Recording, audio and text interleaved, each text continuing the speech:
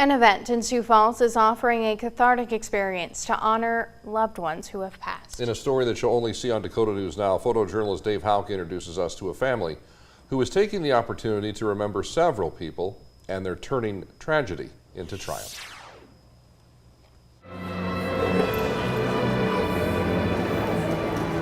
What's so special is that we're all coming together to celebrate those that we've loved and lost and remember them.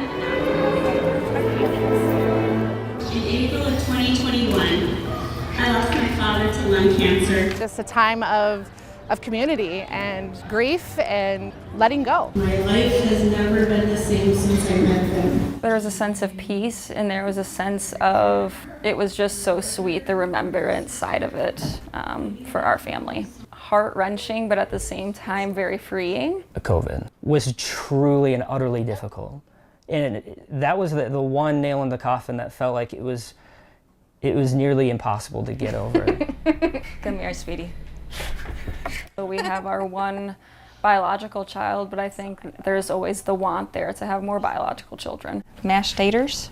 No, mashed lemon scalders. So when you either can't get pregnant or you can and you can't stay pregnant, it's heartbreaking. Mom, What? should we fix this roof again together? Sure. We had 5 miscarriages, and then since last year have had 2 more. It was incredibly cathartic. It just made every child that we have had that have passed on due to miscarriage, it made it that much more real. Knowing that we have given each of our miscarried children, we've given each of them names, we still have a small celebration for their birthdays, knowing that they were conceived in God's image. So we've always kind of had it on our hearts to adopt, and we knew no matter what, if we were going to have more biological children or not, we were going to end up adopting as well. And she'd be so proud.